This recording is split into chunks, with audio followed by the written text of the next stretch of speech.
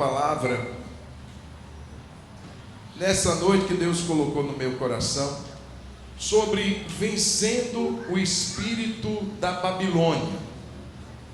Nós vivemos em um tempo, Jesus diz, o mundo jaz no maligno. Então esse jaz no maligno, esse estar num sistema, fala exatamente isso. Nós vivemos em um mundo regido. A Bíblia diz que o espírito do anticristo já opera.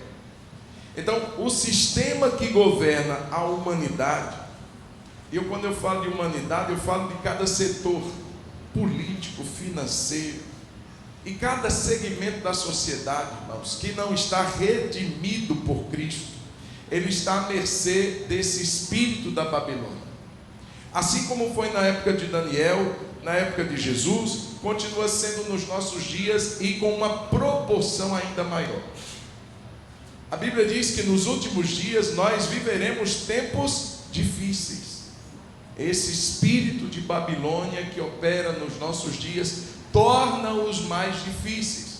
E nós precisamos discernir que espírito é esse, que rege, que governa o nosso mundo, e nos posicionarmos contra ele. Por quê? Porque muitas vezes a igreja está vivendo no mesmo espírito da Babilônia. E você vai entender o porquê. Só que para isso, irmãos, nós vamos ler o capítulo 5 de Daniel. Eu vou lê-lo todo. Uma média aí, eu li esse texto sozinho, uma média de 8 minutos no meu ritmo, tá bom? Então não vou acelerar, nem vou... Mas eu quero que você acompanhe essa leitura comigo, que é importante lermos esse texto completo. Quem encontrou diz amém. Quem for acompanhar pelo telão, Deus abençoe. Vamos ler Daniel capítulo 8 em nome de Jesus. Daniel capítulo 5, perdão. Obrigado. Daniel capítulo 5. A palavra do Senhor diz assim: é o banquete do rei Belsazar. O rei Belsazar deu um banquete, um grande banquete a 1000 homens importantes do seu reino e bebeu vinho na presença deles. Enquanto Belsazar bebia e apreciava o vinho, mandou trazer os utensílios de ouro e de prata que Nabucodonosor, seu pai, havia tirado do templo de Jerusalém, para que ele, os homens importantes do reino e as mulheres e concubinas do rei os usassem para beber vinho. Então trouxeram os utensílios de ouro que haviam sido tirados do templo da casa de Deus em Jerusalém, e beberam neles o rei, os homens importantes do reino e as mulheres e as concubinas do rei. Beberam vinho e deram louvores aos deuses de ouro, de prata, de bronze, de ferro, de madeira e de pedra. No mesmo instante apareceram uns dedos de mão humana, que começaram a escrever na parede caiada do palácio real, no lugar iluminado pelo candelabro. E o rei via os dedos que estavam escrevendo. Então o semblante do rei empalideceu, e os seus pensamentos o deixaram perturbado, e as suas pernas bambearam, e os seus joelhos batiam um no outro. O rei ordenou em voz alta que fossem chamados os encantadores, os caldeus e os feiticeiros. O rei disse aos sábios da Babilônia: aquele que ler o que está escrito na parede e me declarar a sua interpretação será vestido de púrpura, receberá uma corrente de ouro para pôr no pescoço e será o terceiro homem mais importante do meu reino. Então entraram todos os sábios do rei, mas não puderam ler o que estava escrito na parede, nem revelar ao rei a sua interpretação. Com isso, o rei Belsazar ficou muito perturbado, e o seu semblante se tornou cada vez mais pálido. Os homens importantes do reino estavam perplexos.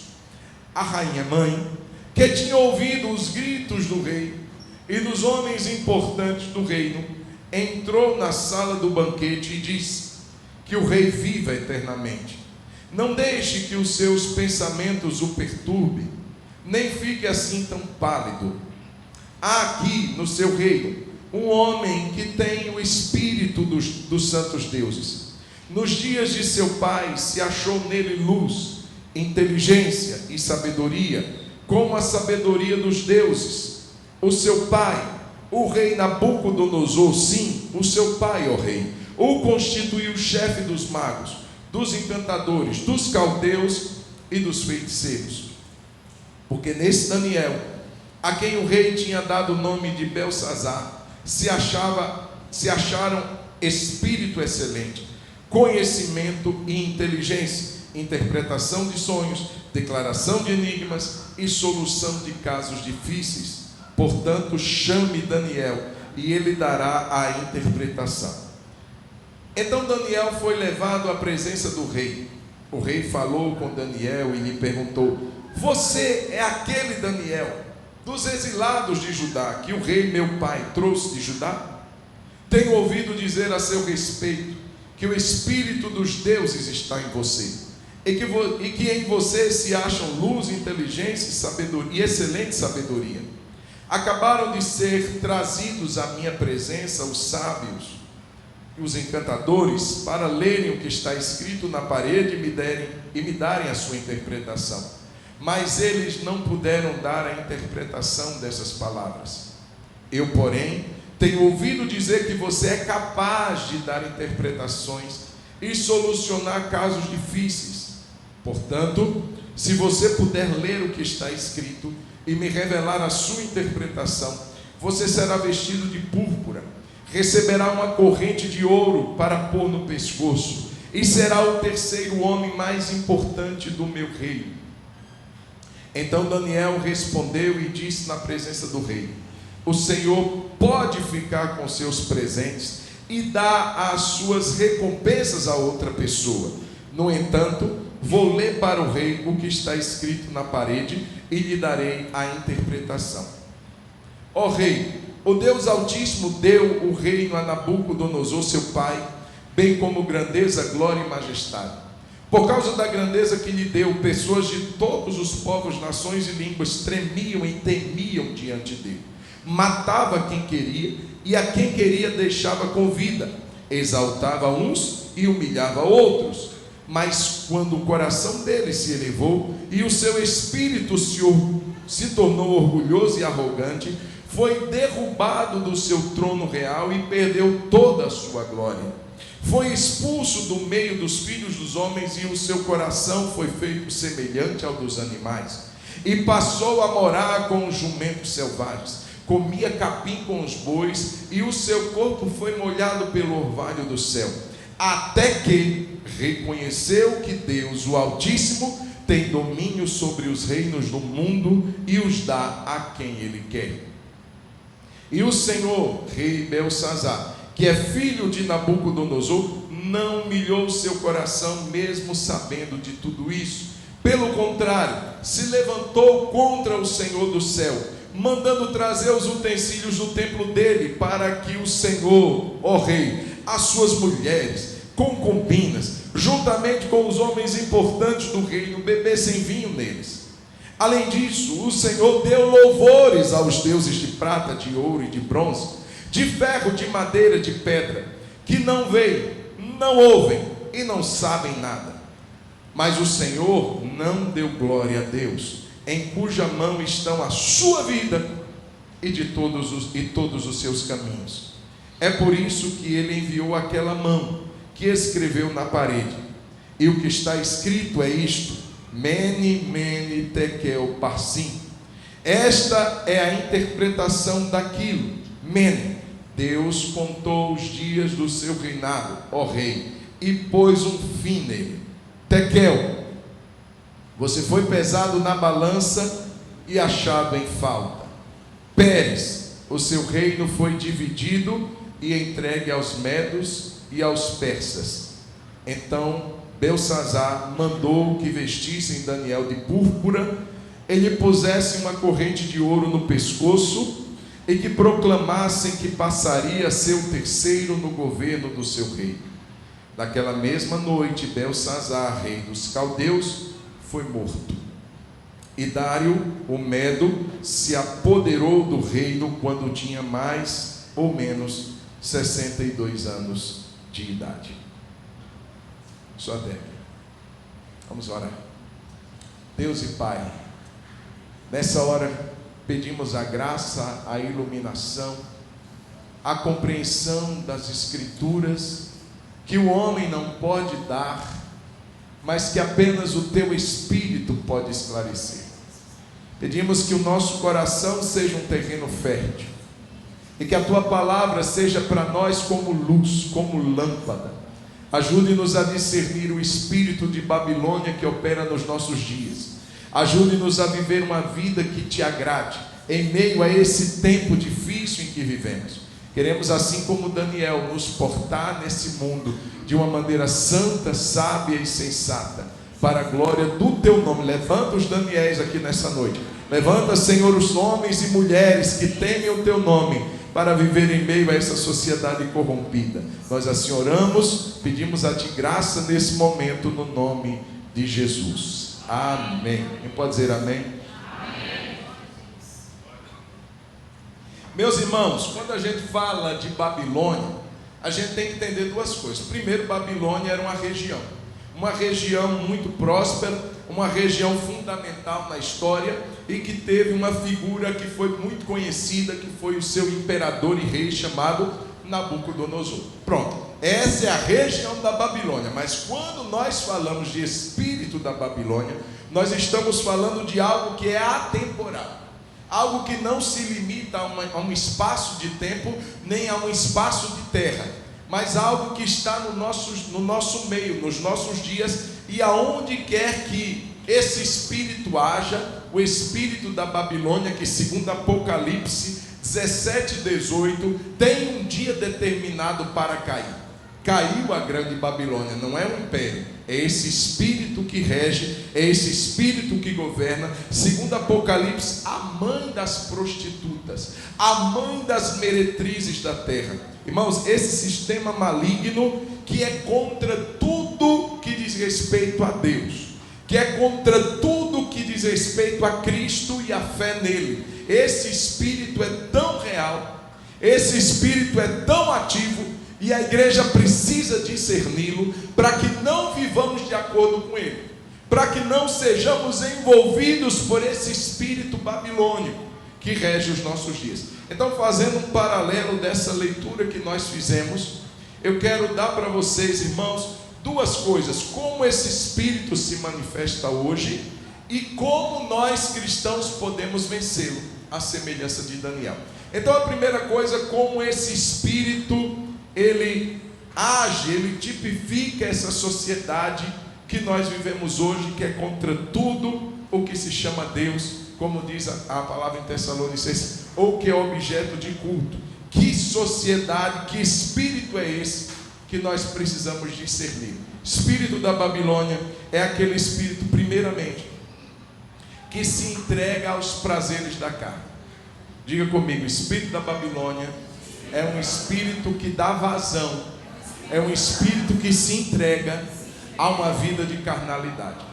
Irmãos, tudo que propaga isso, ele está sendo tocado e influenciado por esse espírito da Babilônia. Veja, no versículo 1, o rei deu um grande banquete.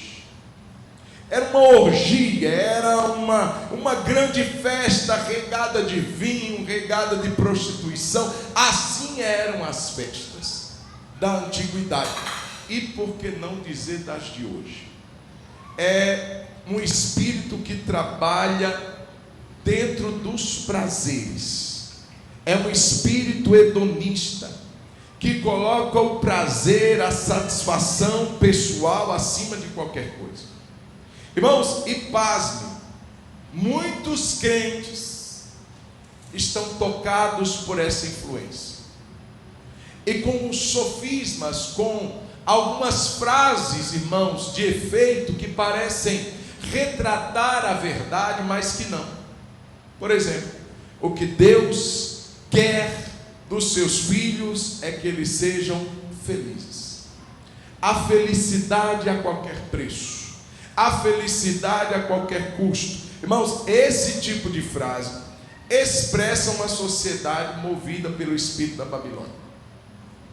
Esse tipo de frase expressa um cristão que está influenciado diretamente por esse espírito dos prazeres, que dão satisfação momentânea que seja, mas que me faz satisfeito, que me alegra a carne, que me satisfaz a carne. Deus quer me ver feliz. Veja que isso é uma falácia, irmãos. O maior propósito de Deus não é te ver nem me ver feliz, porque muitas vezes o que nos faz feliz não agrada a Deus. Eu pergunto, o Herodes, em Marcos capítulo 6, versículo 17, é repreendido pelo profeta, porque ele estava se relacionando com uma mulher do seu irmão Filipe.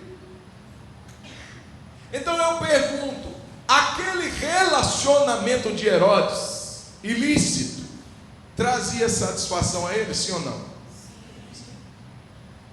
Fazia dele se sentir assim o cara, o garanhão, o campeão, o que consegue até a mulher do irmão dele. É esse espírito, irmãos, que nós precisamos ter atenção quanto a ele, porque eu estou vendo, irmãos, uma igreja que está muito envolvida nisso, nesse pensamento. Não, Deus quer te ver feliz, a qualquer preço que seja, a qualquer custo.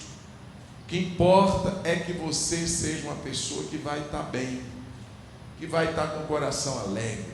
É se o culto te agrada, é se o culto te alegra, é voltado para a minha satisfação, é voltado para o meu benefício. Irmãos, isso é espírito de Babilônia. Deus quer ver o seu povo não é somente feliz, é santo. Irmãos, porque quando a palavra de Deus diz em Hebreus: amaste a justiça e aborreceste a iniquidade, o teu Deus, por causa disso, te ungiu com óleo de alegria mais do que a teus companheiros. Veja, ele está dizendo que um estilo de vida que ama a justiça e que aborrece a iniquidade faz Deus derramar alegria. A alegria, portanto, se torna uma consequência da minha escolha, da minha decisão por agradar a Deus, e não o inverso. E muitas vezes a gente vê muito crente aí satisfeito com uma vida que Deus não está se agradando, que Deus não está se alegrando. Então a segunda coisa que faz parte desse espírito da Babilônia, além dos prazeres da carne, é a ostentação. Ostentação. Você vai ver que esse homem, o Belsazar, era um camarada que gostava de mostrar quem ele era. Ele deu um grande banquete a 1000 dos seus maiores homens, dos seus oficiais. Chamou as mulheres, chamou as concubinas. O seu desejo era aparentar. E diz aqui o verso 1 que ele bebeu vinho na presença dos 1000. Ou seja, ele estava querendo se revelar. Ele estava querendo dizer assim: olha quem eu sou. Eu sou um grande, eu sou um poderoso. Me vejam, me admirem. É ostentação. Por quê, irmãos? Porque o que ele estava vivendo era um momento de guerra. Os medos e persas estavam assim, às portas da cidade. A cidade estava correndo o risco de ser invadida a qualquer momento, estava sitiada, estava cercada. E ele está lá se banqueteando. E ele está lá fingindo que aquela realidade não o tocava. É tanto que no final ele morre. E assim que isso acontece, os medos e persas tomam um governo da Babilônia. Dario toma o reino daquele governo. Irmãos, é interessante porque nesse momento ele não está preocupado com nada disso. Ele vivia naquele momento como uma fachada. Está tudo bem, vamos beber, vamos nos alegrar. Olha que está todo mundo aqui bebendo muito, e aqui é tudo regado a muito vinho. Aqui tem muito de tudo, eu sou esse cara. Irmãos, eu fico pensando que tem muito crente vivendo esse espírito de Babilônia, quando ele se esconde atrás de uma fachada, muitas vezes de espiritualidade. está tudo ótimo, o inimigo está matando ele, o inimigo está cercando a casa dele, está destruindo o casamento, mas o que vale é o que eu aparento ser, é o que eu mostro ser, é a minha grandeza, é a minha espiritualidade, é o meu dinheiro, é a minha inteligência. Não importa quem realmente eu sou e o que realmente eu esteja vivendo. É uma aparência, é uma sociedade, é um espírito que dá valor somente ao que se vê e não ao que se é. E nós vemos hoje igrejas, ministros e ministérios envolvidos nesse espírito da Babilônia, ignorando realidades, irmãos, que estão destruindo a igreja, ignorando realidades que estão destruindo os casamentos, os filhos, a família, mas o que importa é o que eu estou mostrando, de que está tudo bem, de que está tudo ótimo, uma falsidade, um espírito de fingimento, de ostentação. Esse espírito é espírito de Babilônia. Além disso, irmãos, além do espírito que promove prazeres, ostentação, você vai ver no verso 2 que é um espírito que é blasfemo, é um espírito que afronta tudo que diz respeito à fé, que zomba, que brinca, que despreza, porque naquele banquete, irmãos, aquele homem não tinha falta de taças para tomar o seu vinho. Mas naquele momento ele lembra que o seu pai tinha tirado do templo de um Deus que era conhecido naquela ocasião, e que ele queria beber lá, porque ele não estava nem aí. Até os deuses têm que se dobrar diante da minha festa, diante da minha ostentação, diante dos meus prazeres. Manda trazer essas taças, manda trazer esses objetos, esses utensílios, porque nós vamos beber vinho neles. Cadê o temor? Cadê aquele sentimento? Gente, não brinca com isso não. Hoje, irmãos, nós vemos também uma sociedade que não está nem aí. Tudo que é objeto de fé, irmãos, eu sei, nós evangélicos não temos esse entendimento de termos nos nossos templos ícones, cruzes, não é muito comum, imagens, mas o que nós estamos vendo, irmãos, muitas vezes aí com os católicos, gente que pega símbolos da fé, que toca a nós também, porque apesar da gente não usar a cruz, mas a gente prega a mensagem da cruz. Apesar da gente não ter aqui uma cruz, mas, irmãos, a gente não pode ignorar que é um símbolo da fé, é um símbolo cristão. Se eu vejo uma cruz, irmãos, eu já me associo a uma fé em Cristo. Então pega-se um objeto como esse e transforma em um item de sex shop. Irmãos, absurdos sendo cometidos, e não há peso na consciência, não há aquele sentimento. Gente, não brinca com essas coisas não. Gente fazendo piadinha, irmãos, do que é santo. Queridos, nós precisamos pedir a Deus que nos dê temor, pararmos de brincar com o que é sagrado, pararmos de zombar com coisas de Deus. Eu gosto sempre de uma boa história, mas tudo tem o seu limite. Quando a gente parte, irmãos, para esse terreno de querer tocar, de querer zombar daquilo que é santo, a gente precisa que o nosso coração trema. Traz essas taças, traz esses cálices, porque nós vamos beber vinho na presença de todos esses grandes, mas nas taças que estavam na casa de Deus. Isso é espírito de Babilônia, irmãos. E nós precisamos voltar a esse coração que teme as coisas que são sérias, o respeito que temos que ter com aquelas coisas que Deus instituiu como sagradas, como casamento. Irmãos, hoje é uma banalização de casamento. Casa hoje, descasa amanhã. Relacionamento com pai, com mãe, irmãos, precisa ser considerado como sagrado. Irmãos, é o primeiro mandamento com promessa. Deus disse assim: eu poderia prometer uma bênção em todos os mandamentos, mas eu vou prometer no que diz respeito aos pais. Porque, humanamente falando, é o relacionamento que mais se aproxima do relacionamento com Deus, ou deveria ser. Então, quem honrar vai viver bem, quem honrar vai ter dias felizes, quem honrar é Deus sendo assim. Coloca a sua atenção nisso. E hoje, irmãos, os nossos dias, a palavra diz em Timóteo que os parricidas e matricidas, que são isso, gente que mata pai e mata mãe. Nós precisamos entender, irmãos, que existem coisas que estão no campo do sagrado, e com essas coisas a gente não brinca, com essas coisas a gente não faz de qualquer jeito.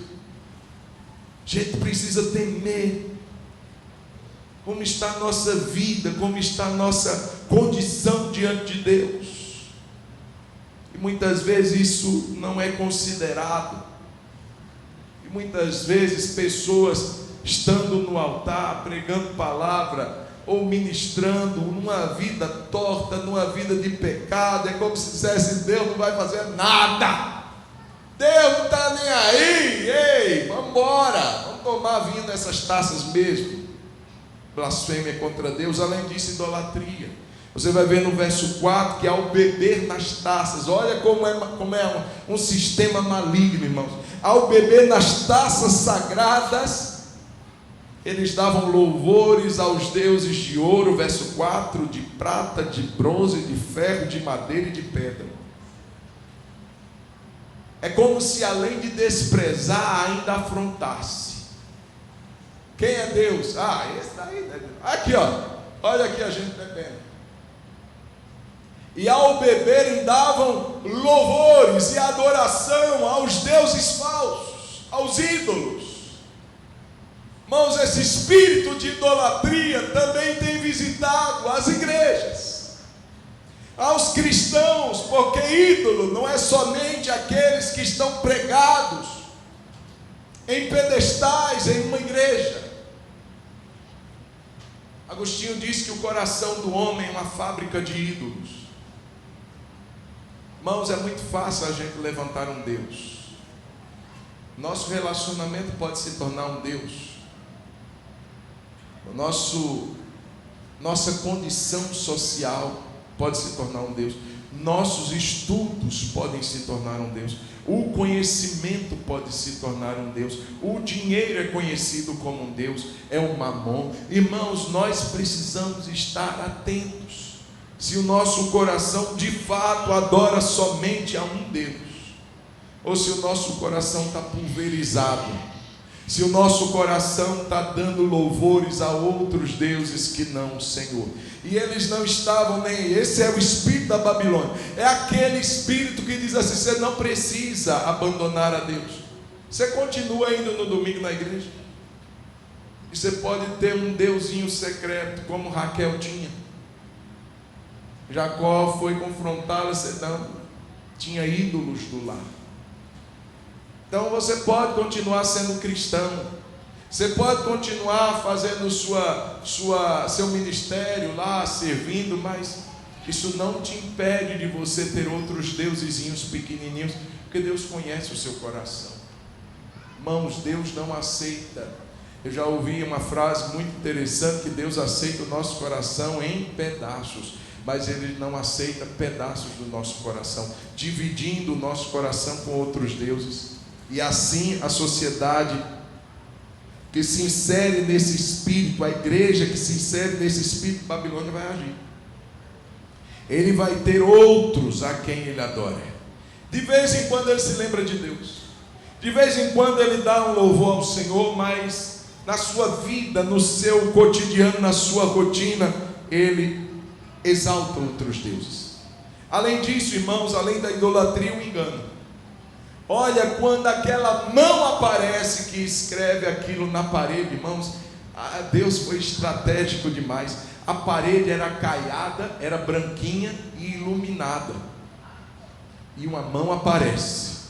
Ou seja, não dava para ficar assim: será que é coisa da minha visão que está tomada pelo álcool, pelo vinho? Não, está bem claro, está todo mundo vendo. Irmão, as pernas do homem começam, os joelhos começaram a bater um no outro. Ele ficou pálido, ele perdeu a cor, ele ficou quase que como morto. Que isso que está acontecendo? Você imagina a gente cultuando e aparece umas mãos, uns dedos escrevendo na parede. Não ficava um aqui. Mãos, aquele homem fica em pânico e diz assim: o que é que está escrito? Olha quem ele manda chamar. Manda chamar os feiticeiros, manda chamar os encantadores, e eles vão. Irmãos, o tempo até então era assim que ele regia as orientações que ele tomava no seu reino, trazendo os encantadores, trazendo os feiticeiros, trazendo os magos. Irmãos, nós vivemos numa sociedade que promove o engano.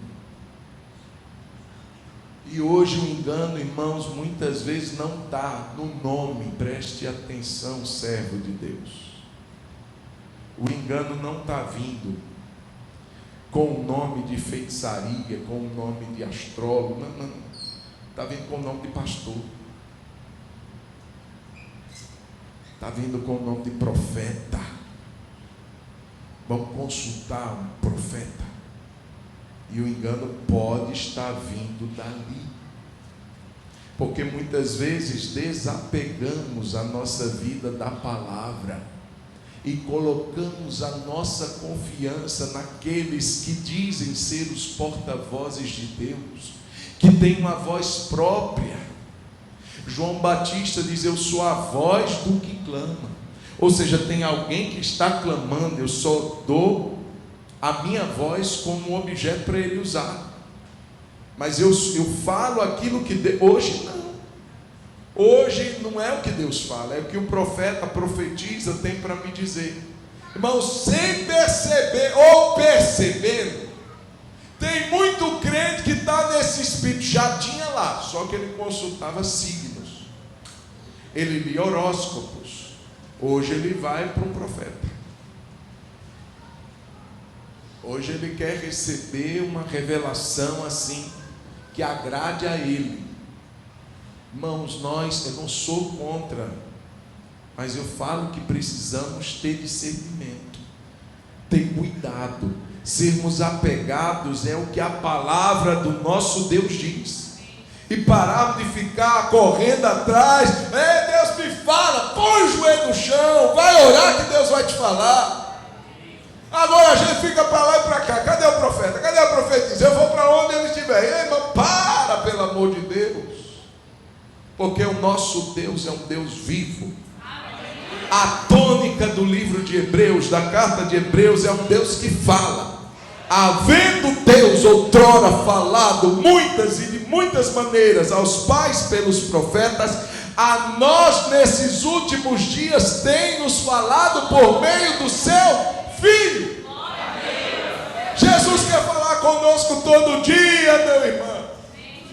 Basta que a gente vá a Ele. Deus fala ao meu coração, me guia, me orienta. Irmão, não vai necessariamente ter que aparecer um anjo, um relâmpago no seu quarto, uma voz de trovão ecoar por dentro da sua sala. Deus pode falar no seu coração. O Espírito Santo já habita em você e Ele comunica as verdades espirituais. O que é filho de Deus, irmãos, o que é do Espírito, irmãos, aquele que tem a moradia do Espírito, ele vai discernir as coisas do Espírito. O Espírito testifica com o nosso espírito, irmãos. Ele dá comprovações, ele dá sinais, ele dá indícios, ele fala conosco. Então, irmãos, precisamos estar atentos, porque o tempo da Babilônia, irmãos, o espírito da Babilônia, esse espírito promove esse engano.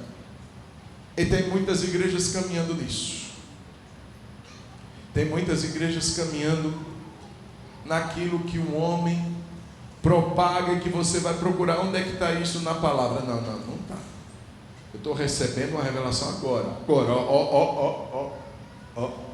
Tinha um irmão, maior pilantra, não tenho medo de dizer, está na internet aí, circulava pelas igrejas de Belo Horizonte.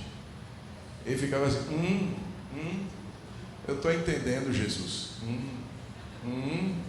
Só que ele ia na rede social daquela igreja descobri os irmãos daquela igreja. Ah, o Eltras, olha, ele é TI.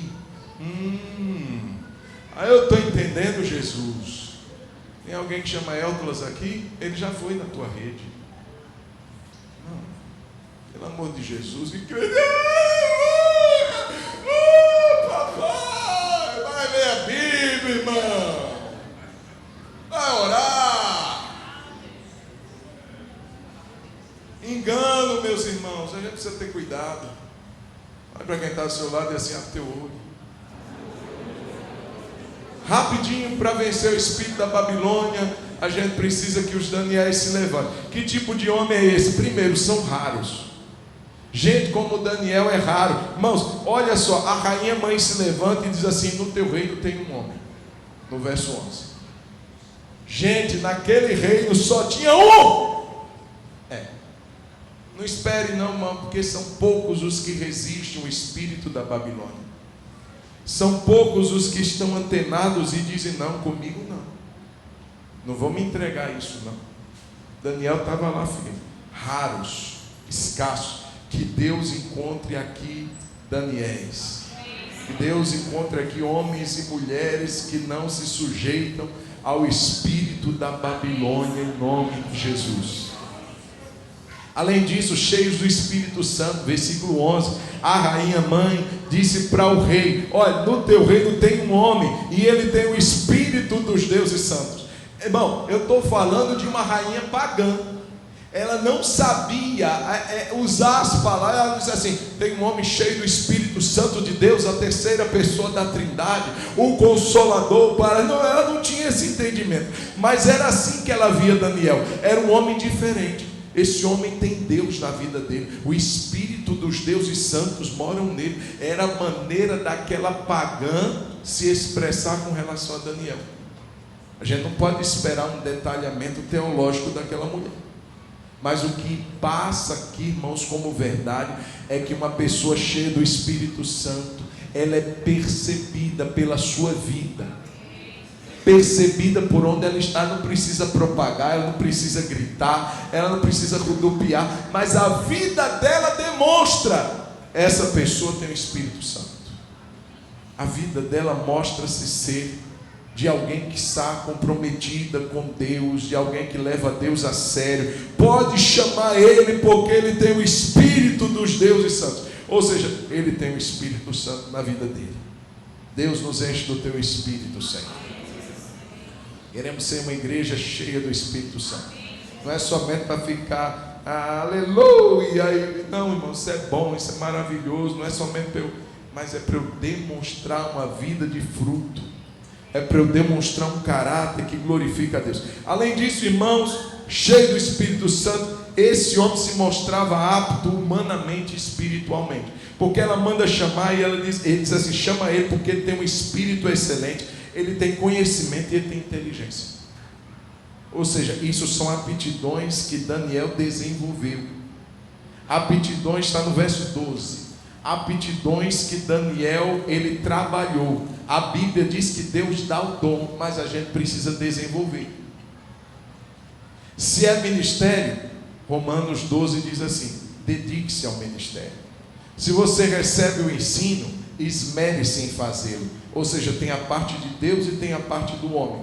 Daniel trabalhava em ser alguém excelente, em ser alguém que tem conhecimento, em ser alguém inteligente, em ser alguém que se capacitava. Mas além disso, diz que ele tinha interpretação de sonhos, declaração de enigmas e solução de casos difíceis. Isso é a parte de Deus, irmão. Isso ninguém faz. Isso só Deus que dá habilidade. Eu quero dizer que uma coisa não anula a outra. Pastor, eu sou chamado, eu tenho um dom. Irmãos, isso é Deus quem dá. Mas você e eu precisamos desenvolver. Nós precisamos crescer. Nós precisamos estudar a palavra. Nós precisamos nos capacitar. O que a gente não consegue, isso é obra de Deus, é Ele que faz. Caso difícil, resolução, interpretação de sonho, isso é Deus. Confie, dependa de Deus e Deus fará. A gente às vezes vai orar por alguém, irmãos. Nós não temos poder para curar ninguém, mas aquele a quem oramos tem. A minha parte é orar.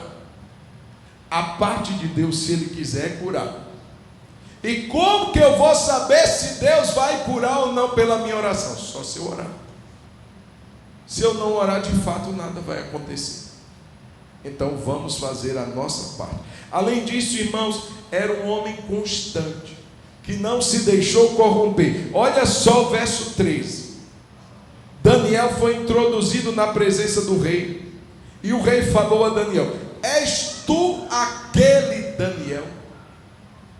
Ele sabia que o cara era o Daniel. Ele queria saber, na verdade, se ele ainda era aquele.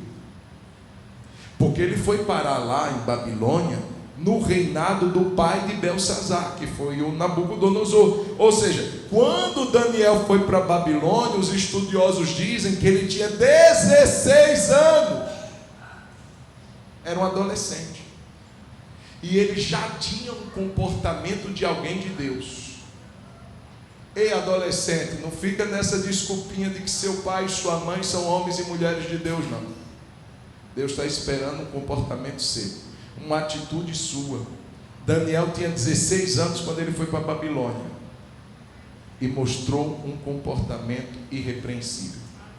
Agora, 66 anos se passaram, do reinado de Nabucodonosor para o reinado de Belsazar, e mandam chamar Daniel, e pergunta para ele: és tu aquele ainda, de 66 anos atrás? Porque naquele momento Daniel, pelas contas, ele estava com 82 anos. Não era mais o adolescente de 16. A minha pergunta é se você se corrompeu. A minha pergunta, Daniel, é se você mudou, ou se você ainda é aquele Daniel. Você ainda é o mesmo? Você ainda rejeita os banquetes da Babilônia? Você ainda não se corrompe ou não se corrompeu? Eu posso confiar em você? Irmãos, tem gente que quando Deus começa a abençoar, ele começa a se corromper. Tem gente que não consegue lidar com o crescimento. Tem gente que não consegue lidar com a visibilidade. Deus começa a abençoar aquela pessoa, ela passa no concurso, ela começa a se tornar alguém proeminente, e ela perde a pureza, ela perde a simplicidade. É você aquele mesmo, ou você já mudou? Irmãos, e a prova estava aqui, quando o rei disse assim: se você declarar um enigma, eu vou colocar, irmãos, eu fico pensando, ele disse assim: vou colocar uma corrente, eu vou colocar uma coisa grossa de ouro no seu pescoço. Eu vou te fazer o terceiro maior do meu reino. Eu vou te vestir de honra, de púrpura. Daniel olha para ele e diz assim: você pode dar isso para quem você quiser. Como não me atraía no passado, não me atrai ainda hoje. Eu vou fazer o que você está pedindo, eu vou declarar o enigma, mas essas coisas não enchem meus olhos. Isso aqui é o homem de Deus, irmão. Ele não se corrompeu, ele não mudou, ele continuou sendo sincero, sendo legítimo aquilo que ele era diante de Deus. Será que o nosso coração mudou, irmão? Será que nós estamos melhores, mais crentes do que no passado? Ou será que o nosso coração já se desviou? Eu quero dizer, irmãos, que o espírito da Babilônia, ele continua operando nos nossos dias. Daniel chega, dá um testemunho de Deus, põe as coisas em ordem, diz assim: isso aconteceu porque você não honrou a Deus. Ele confronta, ele testemunha de Deus, ele não tem medo, ele não tem vergonha de falar para quem quer que seja. Se eu não tinha medo quando eu tinha 16, agora que eu tenho mais de 80, eu vou ter medo? Já estou perto da morte mesmo. Estou nem aí, rei, você muda de vida, viu? Essa palavra é contra você. Deus pesou você na balança, você foi achado em falta, e você vai ter o seu reino dividido. O seu reino tem um fim hoje. Deus está colocando um ponto final no seu reino, rei. O rei fica assim: nossa, é isso mesmo. Dá uma corrente de ouro, veste ele. Na mesma noite o homem morre. Deus cumpriu a sentença dele na vida de Belsazar, na vida do rei ímpio. Assim, o rei morre e o reino da Babilônia é tomado. A palavra se cumpriu. Mene, mene, tekel, parsim. Pesado fostes na balança. Você foi achado em falta. O seu reino acabou. Você não honrou a Deus. Você foi o propagador do espírito da Babilônia. Seu reino acabou. Irmãos, eu quero finalizar orando. Eu quero finalizar orando para que Deus, nesse tempo que nós estamos vivendo, que não é diferente desse contexto de Daniel, ele continue encontrando ainda homens e mulheres que não se corromperam. Que a gente possa dizer: Deus, eu estou aqui, não vou me sujeitar a esse espírito.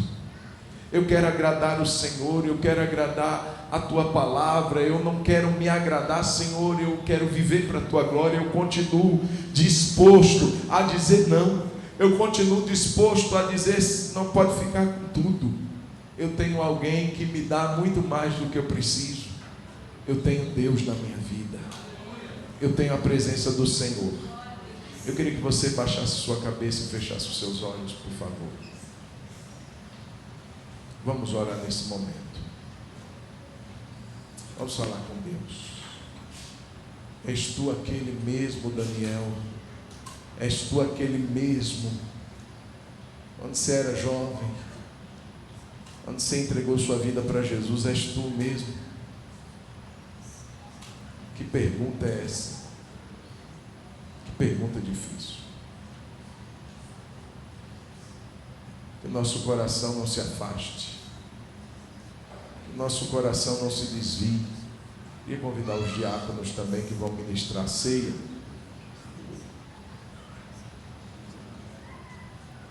Deus está nos chamando para fazer oposição a esse espírito, irmão. E a gente se posiciona a partir de nós. Quando assim, Daniel não podia mudar o sistema de Babilônia. Ele não podia mudar as coisas que aconteciam no reino. Mas ele podia se posicionar e dizer: eu não vou entrar nesse sistema. Eu não vou entrar nesse ritmo. Eu não vou me misturar e me contaminar com essas coisas que Babilônia está me propondo. Não vou. Eu posso mudar minha vizinhança? Talvez não. Mas eu posso me posicionar. Eu posso mudar as pessoas que estudam comigo? Eu posso mudar os colegas que trabalham comigo? Talvez não. Só Deus pode. Mas eu posso me posicionar. E o meu testemunho será uma pregação. Você é aquele mesmo? Você continua o mesmo? Pai, nós oramos em nome de Jesus. Pai, esse espírito da Babilônia, Senhor, ele age de forma tão poderosa, porque é atrativo, porque dá um sentimento de poder, de felicidade, dá um sentimento de que eu posso e estou acima de todas as coisas, até de Deus. Eu posso trazer as coisas sagradas e nada acontece comigo. Eu posso blasfemar de Deus e Ele não vai fazer nada. Em outras palavras, eu sou até maior do que Deus. Eu não preciso prestar contas da minha vida a Deus. Deus tem misericórdia de nós. O mundo jaz no maligno, mas a igreja está em Cristo. A igreja está em Cristo. A igreja tem um dono, pertence ao Cordeiro. Então guarda a nossa vida. Guarda a nossa vida desse mal. Dá-nos discernimento nesse tempo, Deus. Que a gente discirna o que vem para nos tirar, para nos arrancar da Tua presença. Às vezes nos manter dentro da igreja, mas o coração está dominado, está abraçado pela Babilônia. Tem misericórdia de nós, por todo acordo, por toda relação com Babilônia. Jesus disse: eu não sou desse mundo, vocês também não são. Nós estamos aqui, irmãos, mas a nossa casa não é essa. Então não viva aqui como se essa fosse a sua casa. Que a nossa vida seja pautada pelo discernimento, pela sabedoria, pelo entendimento espiritual. E que o Senhor guarde o nosso coração em Cristo Jesus. Eu quero dizer que Jesus morreu, irmãos, para arrancar-nos do império das trevas, para tirar-nos desse mundo mal.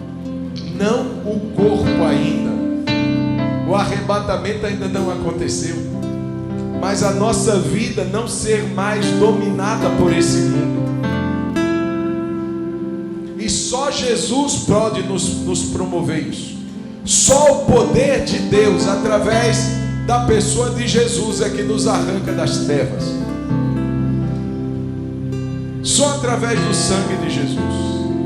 É isso que nós vamos celebrar agora na ceia.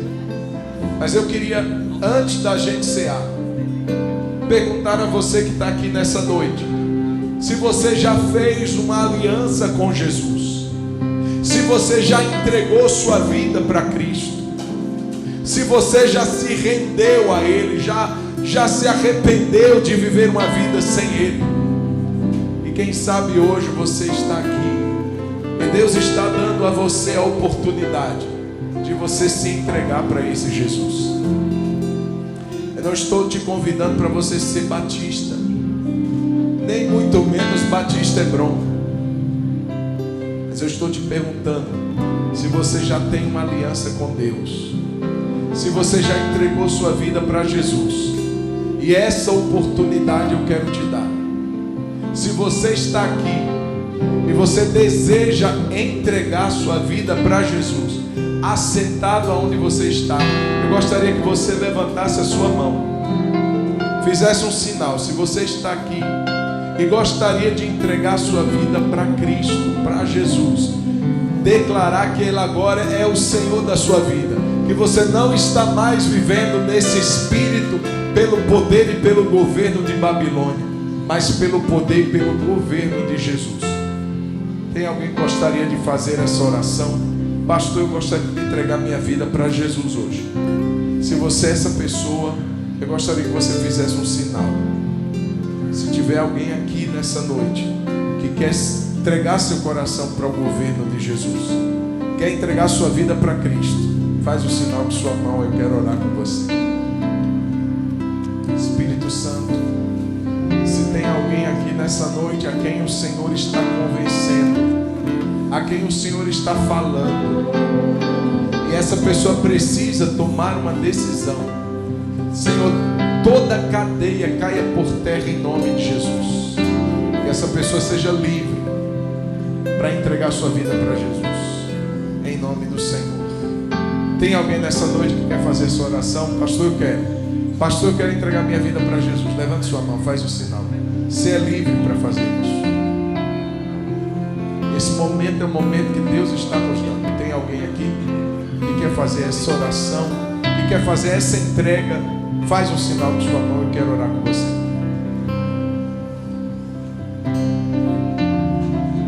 Amém. Se não há, vamos ficar de pé em nome de Jesus. Nós vamos orar pelos elementos da ceia. E eu gostaria de, junto com você, consagrar esses elementos. Estenda suas mãos aqui à frente. Pai, eu quero consagrar o pão e o cálice.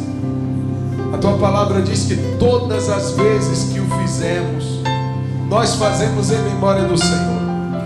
Esse pão e esse cálice, Senhor, a partir do momento que nós aqui estamos orando e consagrando para nós, não é simplesmente um pedaço de pão, nem um pouco de suco da uva, mas representa o corpo e o sangue de Jesus, o sacrifício do Cordeiro, aquele que deu a sua vida por nós. E nós consagramos agora como corpo e como sangue do Senhor, em nome de Jesus. E que cada um que for participar, assim como a tua palavra diz, examine-se a si mesmo. Examine-se a si mesmo. E assim, depois de se examinar, coma do pão e beba do cálice. Queremos receber com temor, queremos receber com alegria o corpo e o sangue do Senhor, em nome de Jesus. Amém. Irmãos, enquanto cantamos, os diáconos vão passar com as bandejas. Pega o pão, pega o cálice. Pastor, quem pode participar, amados? Você que já foi batizado em alguma igreja evangélica, você foi batizado pastor, foi batizado na Assembleia, foi batizado na Quadrangular, foi batizado, pode participar. Se você está em comunhão com Deus e com a sua igreja, pastor, eu ainda não passei pelo batismo, eu peço que você espere. Se você desejar ser batizado, nos procure. Nós vamos iniciar uma nova classe de batismo. Você pode participar, passar pelo batismo e ter o privilégio de participar da ceia do Senhor. Então, enquanto cantamos, os diáconos vão passar por você. Pegue o cálice, pegue o pão, espere o momento que juntos vamos cear, em nome de Jesus. Vamos louvar o Senhor.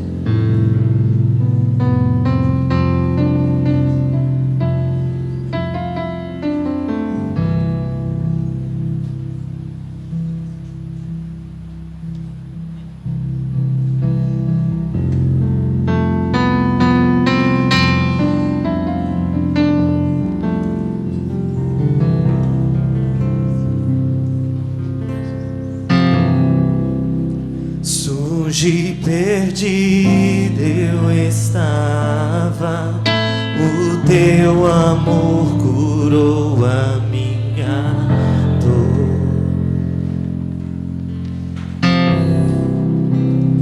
Hoje sou teu filho amado, justificado e livre em ti, Senhor.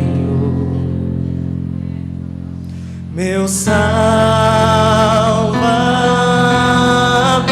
serei para sempre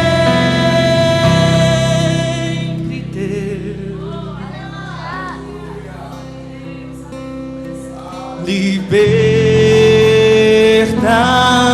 Libertador, serei para sempre teu.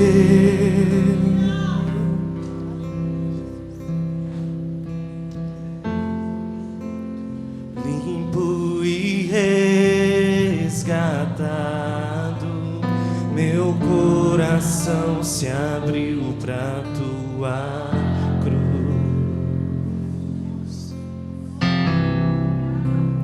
Não vivo mais pra mim mesmo, sou livre pra viver por ti, Jesus.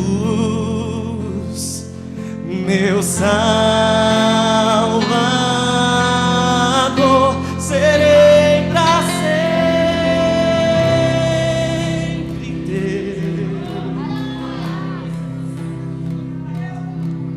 Libertador,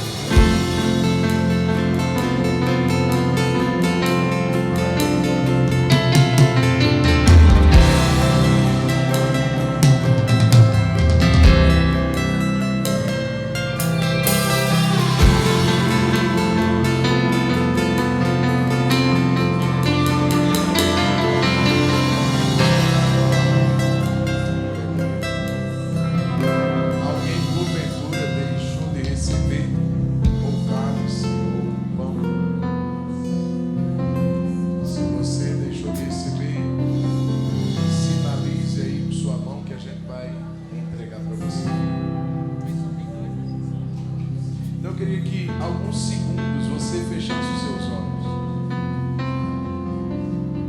e pensasse no que foi esse sacrifício, o que ele representa para você hoje, de onde ele te tirou, de onde ele te arrancou.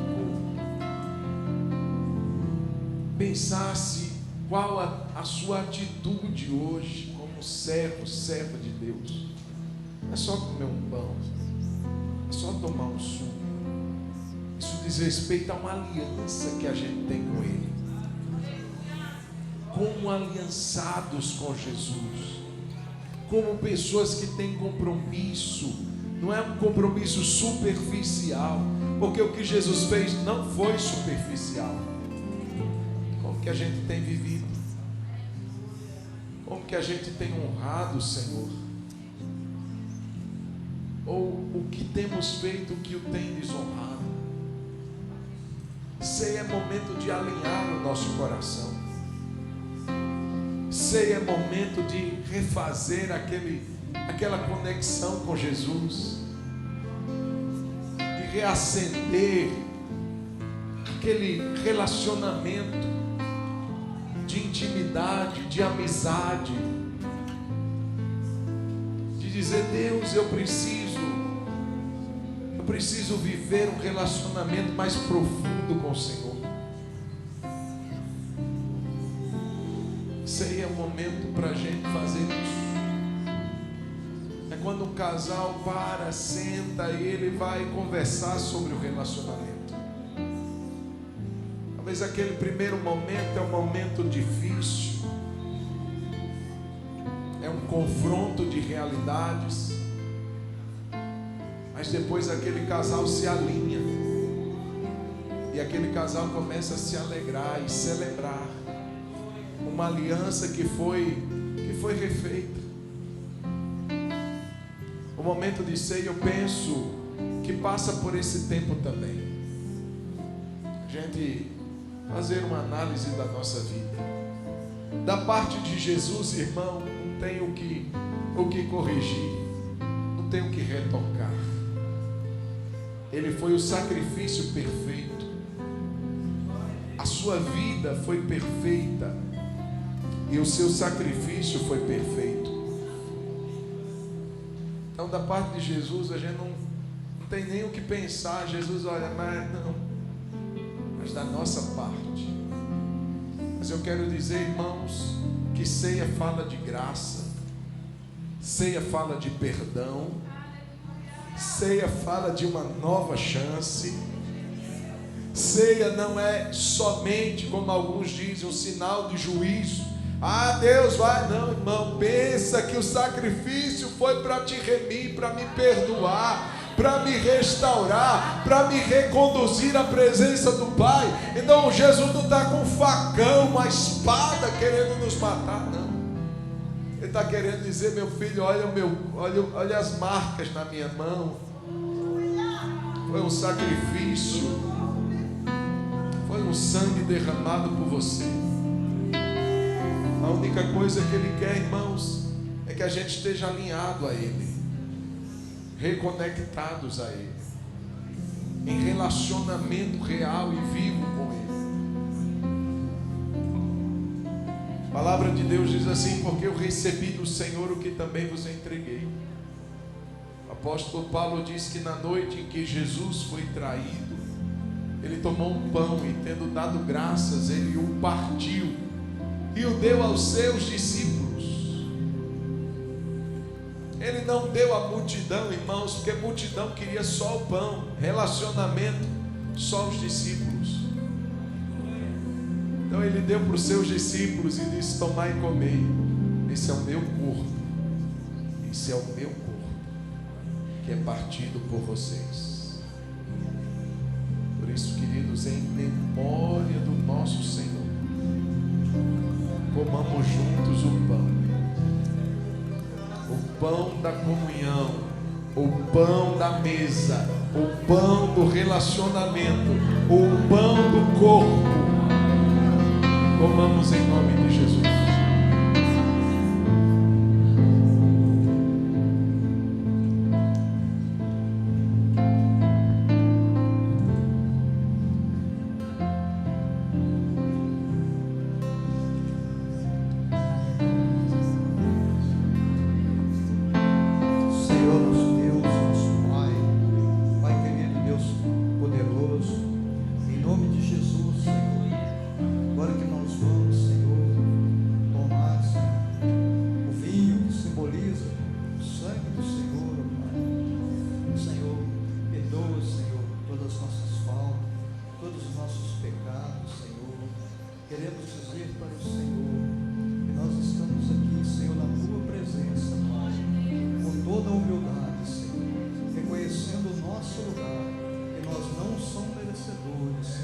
essa tão grande graça, Senhor.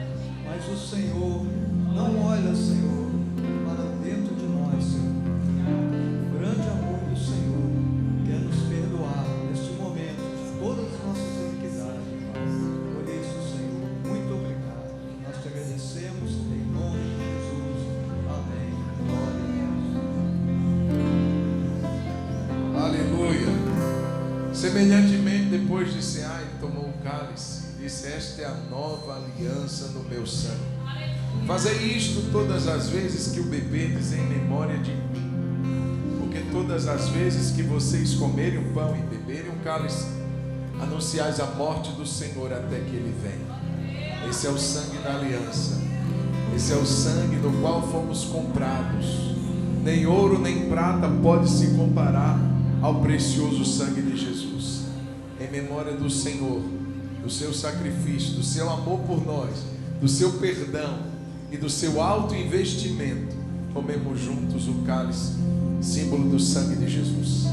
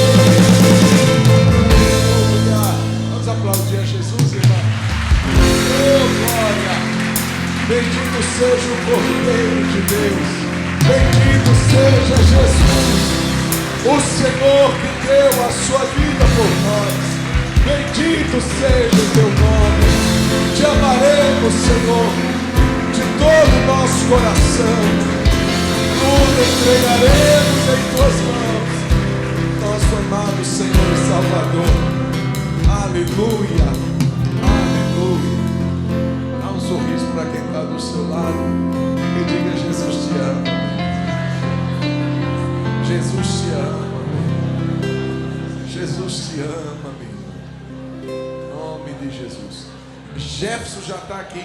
Deixa eu lembrar os nomes aqui. Nós queremos convidar por isso, né? Por esse momento tão lindo. E porque o lanche já está pronto lá, né, Jefferson? Ainda vai preparar. Tá igual a ceia lá no céu, né? Tá tudo pronto. Então eu queria convidar a Nívia, queria convidar o Lucas, queria convidar a Sara, quero convidar a Mariana, a Giovana e o Alessandro. Esses irmãos queridos que nos visitaram a participar ali de um lanche que foi preparado. Vamos aplaudir a vida deles, gente. Glória a Deus. Aqui dentro. Isso. É logo aqui, ó. Se alguém veio com eles, pode acompanhá-los, tá? Você veio com algum dos irmãos que estão nos visitando, pode ir com eles também. Aí vai fazendo companhia. Só não pode lanchar, brincadeira. Pode sim. Glória a Jesus. Amém, amados? Glória a Deus. Vamos agradecer a Deus por essa noite.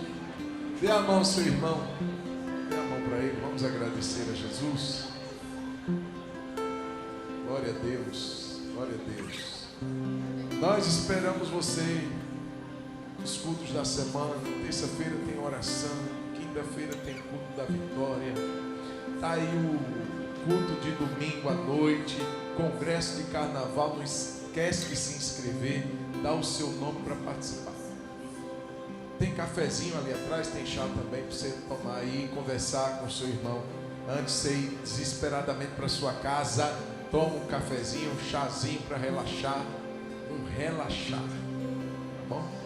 Então conversa com alguém aí. Gasta o tempo que você toma um café, o tempo que você toma um chá, você conhece alguém. Vamos agradecer? Pai, muito obrigado por essa noite, por esse culto, por esse momento que podemos expressar nossa fé, nossa gratidão, nossa confiança em Ti, Jesus. Obrigado por cada vida que veio Te adorar. E eu Te peço que assim como chegamos, voltemos em paz e segurança aos nossos lares. Dá-nos uma semana abençoada, dá-nos uma semana de vitória. Livra o Teu povo do mal. Toda armadilha de Satanás seja quebrada e que o povo do Senhor caminhe em vitória, em livramento, em provisão, em proteção. É o que nós oramos em nome de Jesus. Que a graça de nosso Senhor Jesus, que o amor de Deus, o nosso Pai, e que a comunhão do Espírito Santo seja sobre a sua vida, meu irmão, minha irmã, e sobre todo o povo de Deus na terra, hoje e sempre. Amém. Deus abençoe. Vá em paz. Não saia sem dar uns 3 abraços. Reunião da Rede Kids.